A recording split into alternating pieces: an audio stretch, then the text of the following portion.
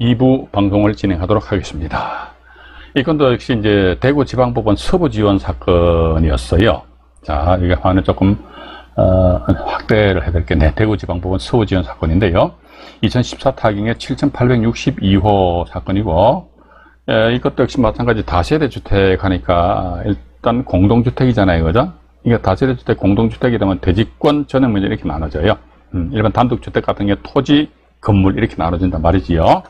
여기에서 밑으로 잠깐 또 내려가 보도록 하겠습니다. 보니까 이건 이제 1차 매각기일 날 유찰되고 2차 매각기일 날 해가지고요 3천여만 원에 3,019만 9천 원.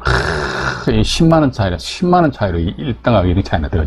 2등은 3,009만 9천 원, 1등은 3,019만 9천 원. 저번에 저희 그 카페 스텝 한 분이 자료를 올려놓으셨나. 최근래 사건이에요. 1등과 2등 간의 가격 차이가 얼마? 단돈 1원.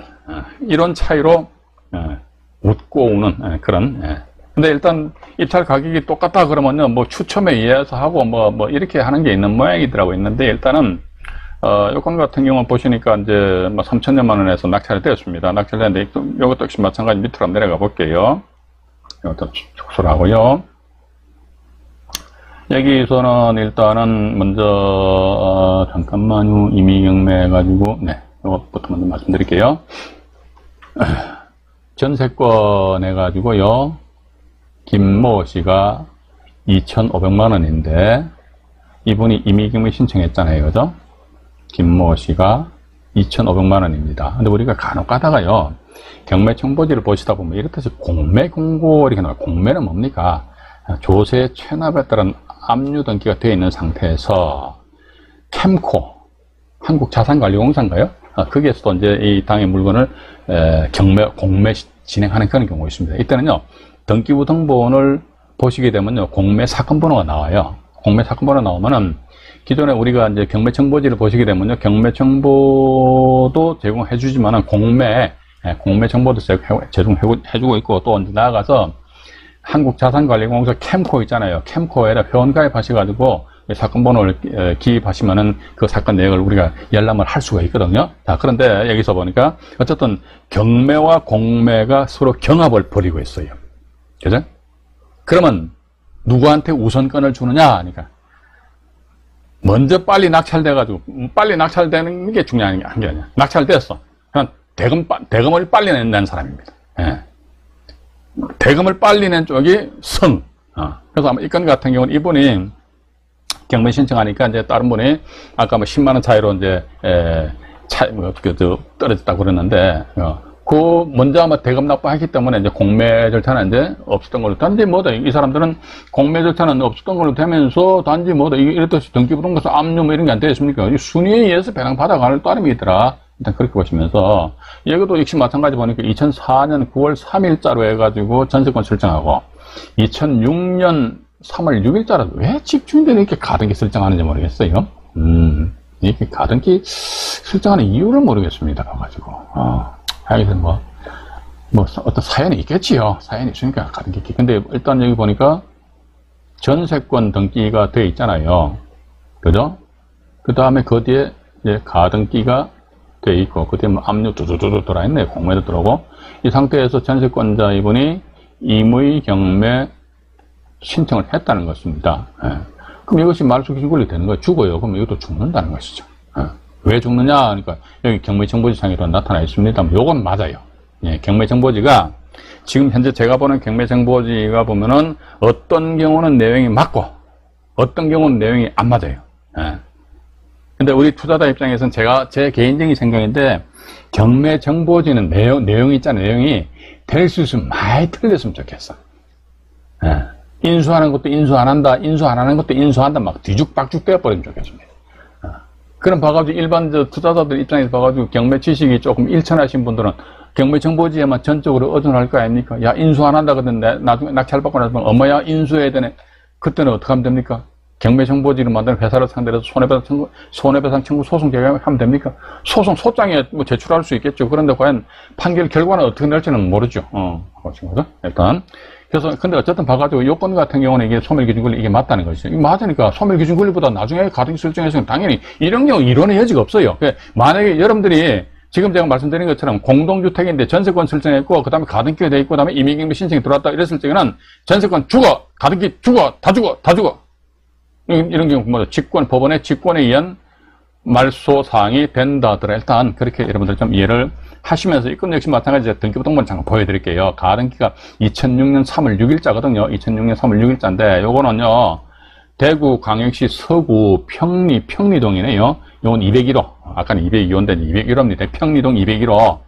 요 등기부등본 잠깐 보여드릴게요. 평리동 나와라. 여기입니다. 평리동 201호 나와라. 네, 나왔습니다. 이 보시면은 평리동 201호죠. 평리동 201호 해가지고요. 밑으로 잠깐 내려가 볼게요. 가등기가 막 갑구성이, 여기 있네. 봐가지고. 또 가등기 발수됐네. 이게 3번 가등기잖아요. 소유권 이전 청구권 가등기가 일단은 말소됐어요. 근데 3번 가등기 말소됐는데, 말소 사유가 뭐냐, 이게. 우린 그걸 항상 눈여겨 보셔야 됩니다. 예, 뭐를 원인으로 해서 말소됐느냐?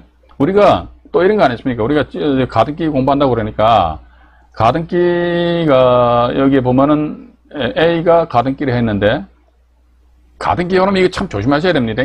예, 확실하게 아셔야 돼요. A가 자기 앞으로 소유권을 가져갔다. 예? 이래야 했을 적에 봐서 이게 순위 번호란이 같다. 아니면 또 이게 순위 번호란이 틀리다가 맞습니까? 다르다가 맞습니까? 저는 이게 좀 국어 공부를 잘못해가지고 순위 번호란이 같다. 이건 가등기에 의한 본등기를 한 거예요. 본등기. 근데 순위 번호란이 틀리다면 가등기에 의한 본등기를 하지 않고 다른 어떤 원인에 의해서 소유권을 가져갔다는 것이죠. 그죠? 예. 가져간다 보니까 만약에 순위 번호란이 같지 않고 순위 번호란이 이렇게 뜻이 틀리더라 그러면요. 이때는 봐가지고 가등기는 원칙은 뭐가지고 경매시 매각으로 소멸됩니다. 그런데 중간에 뭔가 어떤 이것도 아마 제가 다른 영상물에서 말씀드렸을걸요? 그죠? 그러니까 이 영상물에 대해서 특히 실전 경매 라이브 방송 쭉 하니 여러분들 꾸준히 들어보셔야 됩니다. 제가 이제 저희 네이버 카페에서는 말이죠. 우리가 라이브 방송 1시간 정도 하는데, 그걸 이제 30분 정도 잘라가지고, 우리 채널에도 올려놓습니다만은, 카페에도 제가 편집한 영상물을, 제 카페에도 올려놓거든요. 근데 어쨌든 그거는 꾸준히 인내심을 가지시고 보셔야 돼요. 뭣도 모르고 경매 그냥 대충 해. 절대로 세상이 제가 보는 관점에서는 세상이 그렇게 만만하지 않습니다. 봐가지고. 세상이 말이지, 안종일에 돈 좀 벌어보려고 하면 얼마나 세상이 말이지, 배 아파하는지 모르겠어요. 돈 벌기 쉽다, 어렵다. 결코 쉽지 않다, 저는 그렇게 봅니다. 그래서 이게 요 사이에 뭐가 있느냐, 없느냐, 여기에 따라가지고 이게 허당이냐, 아니면은, 진성이냐 말이지. 이런 쪽으로 우리가, 좀 한번 접근을 이 내용도 아마 제가 그 전에 말씀드렸습니다. 말씀드렸듯이. 자, 그럼 여기서 보니까 3번 이게, 뭡니까, 소유권 이전 정권 가등기 일단 말소됐어요. 말소 사유가 뭐냐, 해가지고. 말소 사유가 뭐냐, 어디 갔느냐, 밑으로 쭉 나오면 또 나와 있겠지요. 나와 있네요. 3번 가등기. 3번 가등기 말소죠. 임의경매. 이것도 직권 말소, 그죠? 법원의 직권에 의한 말소다. 직권 말소. 제가 언젠가 다른 영상물에서도 이런 말씀 드렸을걸요. 뭐냐면요. 이런 게 있습니다. A가 지상권을 설정하고요. A가 저당권을 설정했어요. 그럼 우리가 통상적으로 보면요. 저당권을 설정한 다음에 이게 지상권이 이렇게 설정된다고. 근데 이건 거꾸로 되잖아요. 그죠? 이건 어떤 경우냐니까 이게 A가 최초에 이때 저당권 설정했어요. 이거 등기부등본 보면 다 나와 있습니다. 근데 이 저당권 설정했다가 이 A가, 빚을 갚았어. 갚으니까 저당권 말소됐단 말이야. 근데 지상권은 그대로 놔두는 거야. 왜 놔두느냐? 그러니까 A 입장에서는 봐서 이게 특히 부동산을 담보용으로 해서 은행에다 제공하는 그런 경우도 없지 않아 있는 모양이더라고요. 그러면 은행과 계속적인 거래를 함에 있어가지고 은행 입장에서 일단 지상권 설정해 놓자 이거지. 설정해놓고, 나중에 보니까 저당권 또 돈 필요하다. 저당권 설정, 이때 우리 지상권 설정했잖아요. 그때는 저당권 설정한다는 거죠. 이러한 상태에서 봐가지고 만약에 B라는 사람이 뭐 강제경매 신청 등을 하였다 하더라. 그럼에도 불구하고 어쨌든 이게 저당권 요기 하나 말소기준 권리가 된단 말이에요. 그러면은 그 집행법원에서는 정말로 이게 권리분석에 석박사 논문 가지고 계셨단 말이죠. 경매 회장님이. 예? 그렇게 되면 말소기준 권리 뭐야? 이거죠. 지상권 앞에 있잖아. 인수야 이렇게 나오잖아요. 이거 맞아요. 이것도 말씀드렸습니다. 어떤 권리가 인수가 되는데 인수되는 것도 100% 낙찰자가 낭패를 보는 그런 권리가 있고 빵 프로 저는 인수되다 저는 몰라. 대표적인 것이 조금 전에 말씀 안 드렸습니까? 가등기하고 소유권 이전했다 이거지. 근데 이게 뭐냐면 가등기에 대한 본등 청구권이 아니고 따라서 어떻게 보면 순위번호를 안에 틀려. 근데 봐가지고 요 상태에서 경매가 넘어왔다. 근데 요 사이에 아무것도 없었어요. 그럼 이 가등기는 뭐다? 요것도 엄밀히 따지면 인수입니다. 안 죽어요. 근데 이게 봐가지고 살아있다 손치더라. 요건 빵 프로. 아무런 낙찰자한테 힘을 발휘하지 못해. 왜냐면 가등기에겐 본등 청구권에 의해서 때로는 낙찰자가 낭패를 볼 여지도 없잖아요. 있거든요. 그런데 얘는 보니까 가등기에겐 본등기 청구권 자체가 없다 이거죠. 지금 제 말씀이 조금 이해가 안 가시는 분은요, 아마 저 앞부분에 보면 여기 제가 이걸 영상물을 말씀해놨기 때문에 그걸 찾아가지고 한번 찾아줘라. 그럼 저는 짜증내 봐가지고 필요하신 분들이 찾아보셔야 될 거 아닙니까? 일단 그렇게 보시고요. 어쨌든 직권에 의해서 말소가 되었다 하고 요건 제가 다시 말씀드리면요, 인수다 앞에서는 인수다 이거죠. 그럼 우리 투자자 입장에서 이건 만약에 여러분들은 C가 낙찰을 받았어요.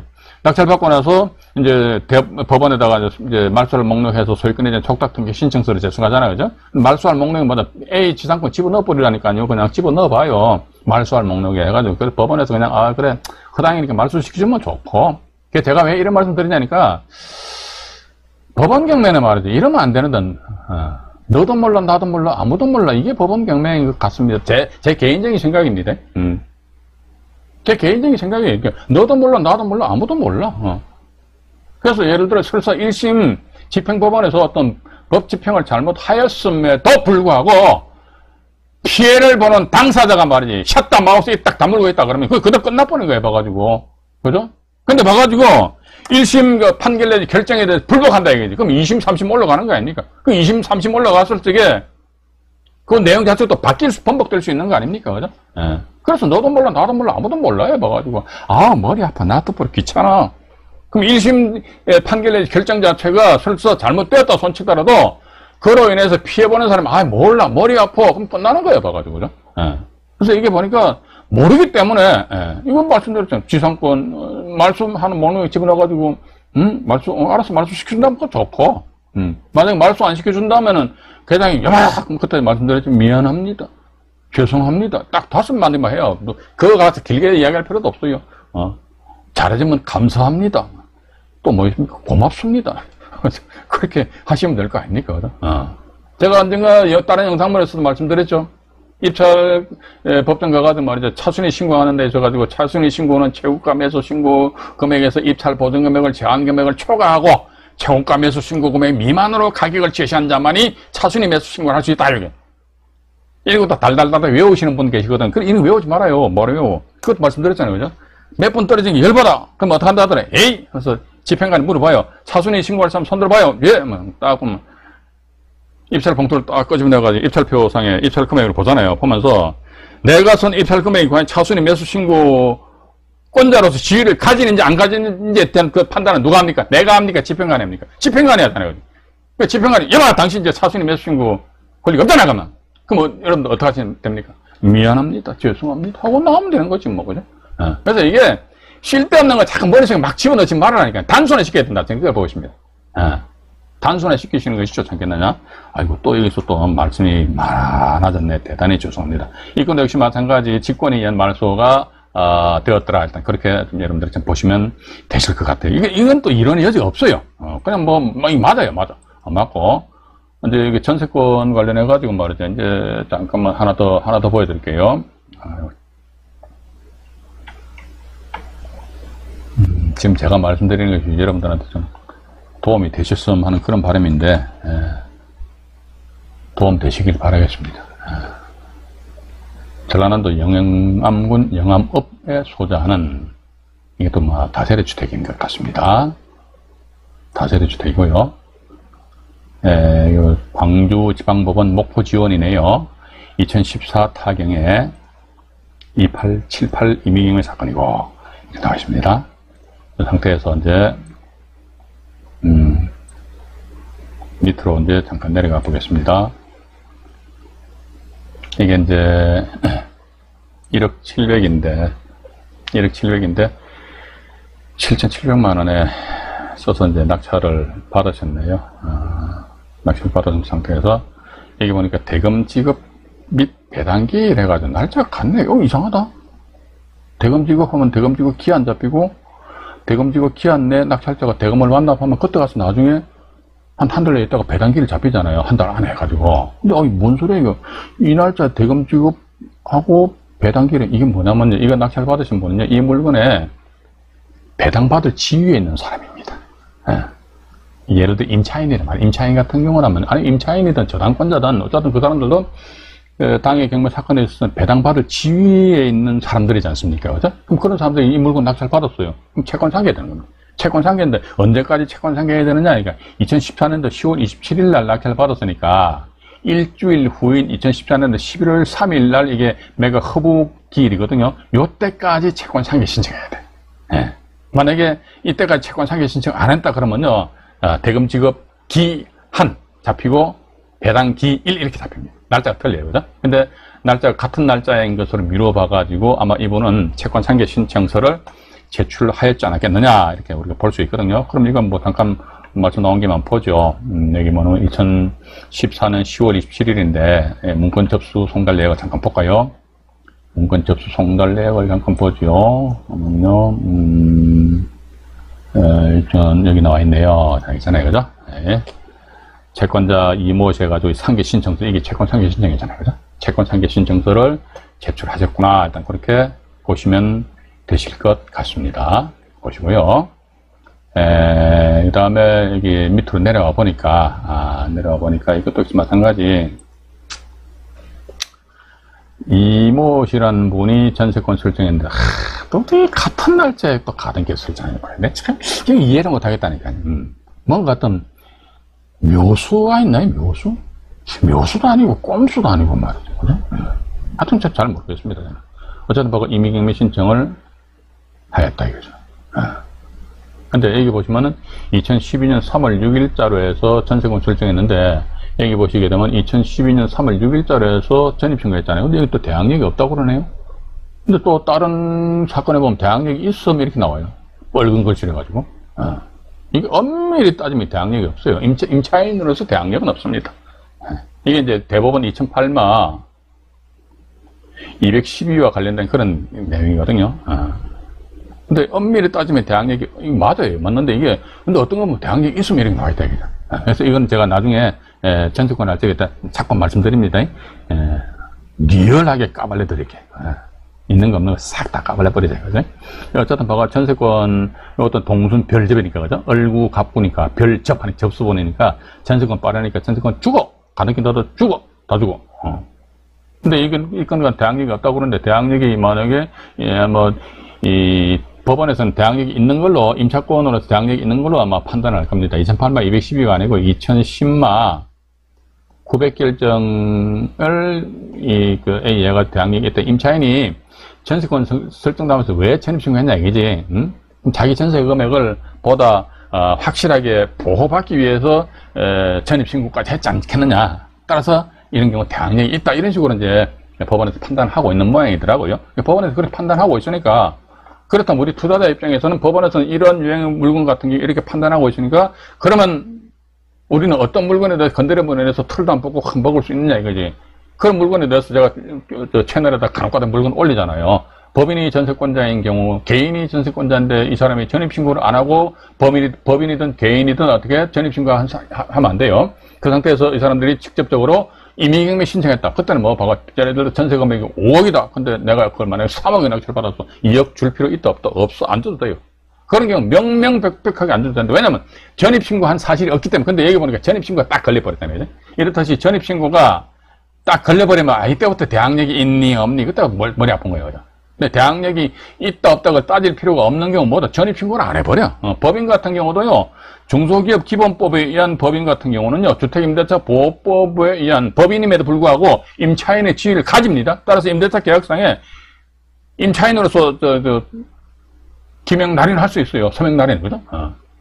그런데 임차인으로서 대항력은 누구를 빌려서, 그러니까 법인의 직원이 숙소를 사용한다고 그러니까 법인의 직원이 그 임차 목적물에 전입신고하면은 그 전입신고로서 임차인으로서의 대항력을 갖춘다. 일단 그렇게 나와 있기 때문에. 그런데 봐가지고 법인이든 개인이든 전부 다 공동주택인데 전입신고 안 해버렸어. 없어. 그럼 경매도 또 지각 경매, 그것도 뭐다 강제경매 가지고 임의경매 신청했어. 그랬어. 우리 그런 것만 고르면 된다는 겁니다. 그죠? 그래서 그런 물건 제가 제 채널에다 간혹 가다가 여러분들한테 올려드리도록 할게요. 똑같은 내용일지라도 그런 물건들 제법 많이 나와요. 많이 나오기 때문에 물건이 없다 그렇게 생각하지 마시고, 그죠? 세금 내고 이것저것 다 내고 나면 뭐 남는 것도 없네 그렇게 푸념하지 마시고, 그렇게 푸념하시는 사이에 보면 다른 분들은 경매를 다 낙찰 받아 간다니까요. 그 사람들 어떻게 해가지고 수익 구조를 만드는지 그에 대해서 우리 고민을 해야 되는 것이지, 뭐 양도세 내고 뭐 지동료세 뭐 1가구 2주택 3주택은 뭐 8% 10% 세금 내고 이것저것 다 띄고 나면 말이지 남는 것도 없고, 그럼 경매 안 하면 되지 뭐. 간단하지 뭐. 맞다는 거. 좀 그렇게 봅니다. 부정적으로 보시는 분들 경매하지 마세요. 진짜 솔직히 말씀드립니다. 일단 그렇게 하시면서요. 이 건도 역시 마찬가지로 등기부등본을 잠깐 여러분들한테 보여드리도록 하겠습니다. 이거 보시니까 전라남도 영안군 영암업의 남풍리네. 남풍리 102호. 남풍리 102호. 남풍리 102호에서 등기부등본을 잠깐 보여드리도록 하겠습니다. 남풍리 나와라 이 앞 나옵니다. 남풍리 102호. 여기 보시면은 남풍리 102호죠. 남풍리 102호입니다. 밑으로 잠깐 내려가 보겠습니다. 가등기가 이것도 3번 다 나와있네요. 일단 근데 가등기 두 개나 있네. 잠깐만, 3번 5번 있는데 제가 아까 날짜를 확인을 못했는데요. 잠깐 밑으로 내려가 볼게요. 5번 가등기네. 5번 가등기입니다. 그죠? 이 5번 가등기 말소됐는데 이거 보니까 임의경매라는 매각이란 말이죠. 그죠? 임의경매라는 매각으로 말소되었다. 이게 당연하죠. 이게 아까 말씀 안 드렸습니까? 이게 여기 보시게 되면은 전세권에 의한 가등기. 근데 또 이런 경우는 우리도 한번 생각해 볼 필요는 있는 것 같습니다. 어떤 경우라니까 여기에 봐가지고 공동주택입니다. 공동주택인데 전세권 설정했어요. A가. 그 다음에 B가 가등기를 설정했습니다. 이 상태에서 C가 강제경매 신청했다는 것이죠. 그죠? 네. 강제경매 신청했다면 전세권 이것도 말소기준권리가 아니거든요. 근데 전세권 말소기준권리 되려면 아까 말씀 안 드렸습니까? 세 가지 요건을 갖춰야 된다니까요. 아파트든 공동주택에 선순위를 설정했다. 이건 맞아요. 근데 지가 다이렉트로 임의경매 신청했는데 다른 사람이 강제경매 신청했잖아요. 그럼 세 번째 요건을 결했기 때문에 전세권 말소기준권리 안 된다 이거죠. 그럼 가등기도 역시 마찬가지, 이게 담보가등기가 아닌 이상 말소기준권리 안 된다 이거죠. 그럼 뭐지? 말소기준권리 유일하게 강제경매 요게 되다 보니까 전세권도 인수가 되고 가등기도 인수가 돼야 되지 않겠느냐. 그죠? 예. 그런데 저는 그렇게 봅니다. 만약에 이 상태에서 요 전세권자 이 사람이 제3자가 강제경매 신청하니까 이거 잘 들어보세요. 전세권자 이 사람이 법원이 공고한 배당요구 종기일까지 채권계산서를 제출해버렸어요. 난 배당받고 난 나갈 거야. 머리 아파 죽겠어. 자, 그럼에도 불구하고 이 가등기는 단순하게 강제경매 기입등기일 말소기준권리 이걸 기준해가지고 앞에 있으는 게 인수되느냐? 요런 경우라면 저는 이게 가등기 인수되지 않겠느냐? 왜냐면은 만약에 이 가등기 인수가 된다면요. 가등기보다 먼저 앞서 전세권이라는 물건을 취득한 A라는 이 사람의 우선 변제권을 침해하는 그런 결과가 되기 때문에 이 사람이 배당 요구했다면, 배당 요구하면요, 민사집행법 몇 점입니까? 91조 제4항 단서 조항에 의해서 전세권 죽는단 말이지. 그것도 따로 죽어야지. 그죠? 근데 이게 막 너무나도 어떤 권리 분석에 심취해 있다면, 강제경매가 말소기준권리잖아. 이거보다 가등기 앞에 있잖아. 인수하는 거다. 이런 식으로 또 집행법원에서 이야기를 할 수도 있지 않겠느냐. 그럼 결과는 그 결과는 뭡니까? 어디까지 가야 됩니까? 집행법원의 결정에 불복하면 적시항고하고, 적시항고 내용에 대해서 불복하면 또 제항고하고, 대법원까지 올라가가지고 나름대로 대법원에 확실한 판단을 한번 받아봐야 되는데, 대법원까지 올라가면 심리 불속행 기각 결정을 내리는 그런 경우가 이제 비일비재하는 모양입니다. 변호사들조차도 상당히 그건 불만스러워하는 모양이더라고요. 일본 뉴스를 보니까 대법원까지 올라간 사건 중에서 한 70%가 심리, 불속행, 기각 결정해가지고 그대로 그냥 반려를 해버린다는 겁니다. 그래서 딱 봐가지고 이건 제 개인적인 생각이에요. 이게 만약에 이 사람이 배당 요구를 했느냐 하지 않았느냐, 배당 요구를 하였으면은 민지법 91조 제4항 단서에 의해서 죽기 때문에 너도 나랑 같이 따라 죽자. 근데 이 사람 배당 요구 안 했어. 그러면 이 가등기도 살아남지 않겠느냐. 그럼 전세권자 입장에서 이런 사실관계를 알았다 하더라 그러면 이것은 이제 자기가 배당 요구를 해야 되지 않겠느냐. 근데 문제는 뭐냐면 우리 투자자 입장에서 이렇듯이 이런 가등기가 전세권자 배당 요구 했다. 근데 가등기권자 이 사람이 죽지 않겠느냐, 저는 죽지 않겠느냐 이렇게 나오는데 만약에 집행법원에서 아니야 강제경매 이게 말소기준 걸로 지금 안 죽어. 그럼 결국은 이게 낙찰자의 짐덩어리가 되지 않겠느냐 하는 그런 생각을 가진다는 것이죠. 그런 부분을 여러분들이 좀 감안하셔가지고 물건에 대해서 차근차근 접근하시는 것이 어떻게 하는가 하는 그런 생각을 가지면서요. 현재 요건 아마 지금 제가 유튜브 상에서 아마 이 사건을 소개를 시켜드린 것 같은데 이걸 하나 제가 여러분들한테 소개시켜드리면서 오늘 방송을 마치도록 하겠습니다. 2024경에 1078 경상남도 창원시 마산 하포구에 소재하는 다세대 주택입니다. 다세대 주택이니까 역시 마찬가지 공동주택이잖아요. 그죠? 공동주택인데 여기 보면 사건 번호를 좀 확대를 좀 해드릴까요? 창원지방법원 마산지원 2024경에 10만 1078호 임의경매 사건이 이렇게 나와 있습니다. 나와 있고 밑에 보시게 되면요, 2021년 이제 9,000매가 기일입니다. 와, 11월 18일에 기일 잡혀 있어요. 6,200짜리가 1,040만 2천원까지 가격이 떨어져 있네요. 상당히 많이 떨어져 있죠. 요건 같은 게 밑으로 잠깐 내려가 보겠습니다. 여기 보면요, 여기 보시면 이제 전세권을 구모씨가 하셨잖아요. 그죠? 근데 임의경매를 또 전세권자인 구모씨가 경매 신청했어요. 근데 이게 임차인이 있네요. 임차인으로. 이 사람이에요. 이분이고. 근데, 또 보니까 집주인이 말이지, 가등기를 딱 해버렸네. 가등기를 딱 했다 하더라도, 그럼 이 가등기는 경매시 매각으로 소멸하는데, 매각으로 소멸하는데, 여기 보면 왜 이 물건이, 뭐, 1,000만원대까지 떨어졌느냐. 이 물건은요, 이분은요, 전세권에 의해서 경매 신청했죠. 그럼 전세권 죽어요. 또 이제 법조문 적어드릴게요. 민사집행법 91조 제4항 단서 조항에서 전세권자가 경매 신청했다는 것을 배당 요구한 것으로 보기 때문에. 근데 임차권은 안 죽어요. 왜? 그러니까 2017년 2월 22일자에 이분이 전입신고, 전세권 설정했잖아요. 그죠? 근데 이분이 전입신고는 언제 했습니까? 2016년입니다. 그 전에.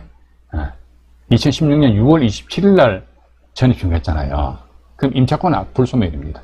전세권은 소멸인데 임차권은 불소멸이야. 따라서 예를 들자면요, 이분이 경매 절차상에서 1,000만원을 배당받는단 말이죠. 그럼 나머지 5천만원에 대해가지고는요, 이분은 임차권자로서 낙찰자한테 5천만원 돌리도 라고 이야기를 할 그런 권리가 있다는 것입니다. 그럼 이게 전세권자, 이 사람의 전세금이 6천만원인데, 과연 그럼 이런 물건에 대해서 우리가 입찰 참여할 그런 가치가 있겠는가? 1차 가격이 6,200만원인데 말이죠. 그럼 이건 결국 누가 들어가서 낙찰을 받아야 되냐? 본인이 들어가 낙찰을 받아야겠죠. 본인이 낙찰을 받고 본인이 채권 상계 신청하고 그냥 자기 걸로 이제 만드는 수밖에 달리 방법이 없지 않느냐, 이런 생각을 가지게 됩니다. 오늘도 보니까 말이죠. 이게 준비한 자료를 다 말씀을 못 드렸고요. 다 우리가 모레 수요일 날 아니십니까? 이제 가등기, 선순위 가등기 3 세 번째 해가지고요. 다시 말씀드리면서 가등기를 이제 전체적으로 이제 마칠까 합니다. 오늘 여기까지 방송을 진행하도록 하겠습니다. 구독과 좋아요, 알림 설정은 사랑입니다. 네. 고맙습니다.